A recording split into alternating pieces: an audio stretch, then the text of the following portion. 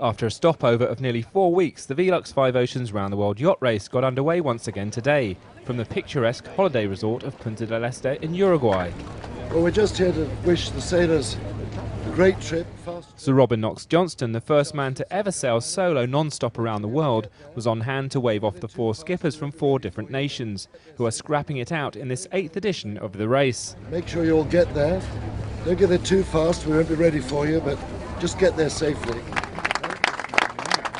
Ocean Sprint 4 will see the fleet of Eco 60 yachts and their skippers sail from South America up the Atlantic on a grueling 5,700 nautical mile journey that will finish in Charleston on the east coast of the United States.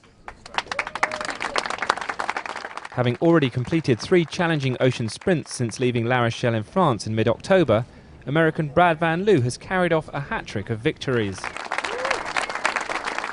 The former professional pilot is keen to summit the podium once again and has the added incentive of heading to his hometown of Charleston. You know, I feel like I could win any of them, and I feel like I could not win any of them.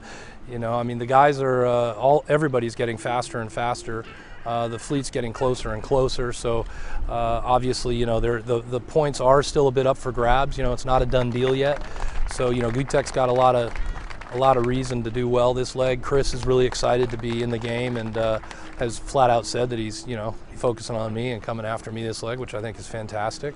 And, you know, Derek's he's getting faster and faster too. So, you know, anything could happen. You know, could I win it? Yeah. Could I not win it? Yeah, definitely. One of 3 men can stop Van Loo winning the next leg, the first being Zbigniew Gutkowski. The 36-year-old, who lies second in the standings, is aiming to be the first Pole ever to race solo around the world. And on current form, Gutkowski is more than capable of winning Ocean Sprint 4. Before the start, before the race, if you give me some place on the podium, it's for me the best what I can imagine before the start. So my second position is an absolutely good place for me. But I'm never give up, so I have to fight to the end. Another skipper who could pull a surprise out of the bag is Chris Stanmore-Major. During the previous leg, the Briton demonstrated he's now a force to be reckoned with, having shown his true pace aboard his boat Spartan. The man from the Isle of Wight is keen to finish on the podium once again. The target has got to be 40 seconds ahead of Gutek, and I'm aiming for second position. I am aware though that the best legs for my boat are the Southern Ocean legs. That's where that Fino design really is the one to watch. We are a little heavier than Brad, a little lighter than Gutek, probably not that dissimilar from Derek's boat. So all we've been able to do is strip off as much weight as possible, and because we came to the race out of La Rochelle not knowing what would break, not knowing what tools we'd need, anything, we had a lot of extra equipment on there. I've now got to a point where I know exactly what I need, what's likely to break and not likely to break, and I'm taking much harsher decisions. So we've stripped about 250 kilos off the boat, and I'm going to be looking to take almost nothing with me. So she's as light as she can be, and I know how to make her move in light airs, so hopefully it'll be a good combination. Currently third on the overall leaderboard is Derek Hatfield. Since the race started, the Canadian has been plagued by a series of niggling technical issues, which have hampered his performance. As a result, Hatfield is acutely aware that he needs to up his game during the next leg.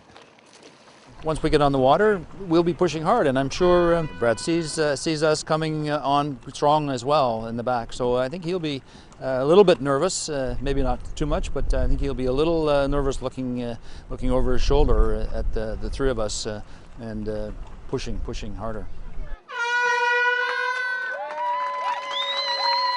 With overall victory in this edition of the Velux 5 Oceans still very much to play for, the next leg could see significant changes in the standings. Ocean Sprint 4 will be about strategy and making the right tactical decisions. The next leg is going to be about upwind, and it's going to be about light airs, and it's going to be about tactics and weather systems. And we had that, of course, in the previous legs, but now it's going to be that a small decision, a small change in tactics could have a huge effect. And I think we're going to be seeing the pack reshuffling quite a bit as people get advantage and disadvantage from the different weather systems. These boats are pretty quick, so they cross pretty quick, and if we can get any kind of breeze at all and stay out from underneath those big black clouds, we'll be into the northern hemisphere, and then of course picking up speed in the northern trade winds, and then the option whether to go east or west at the top. And by the time we get to the Bahamas, we'll be running out of the trades again. You got the Gulf Stream to deal with, and get into Charleston. So it's lots of things to deal with on this leg. gonna be tricky. Maybe sometimes gonna be more important things is than the boat speed. It's a tactician, so maybe it's opportunity for me. But nobody knows. This everything is from luck.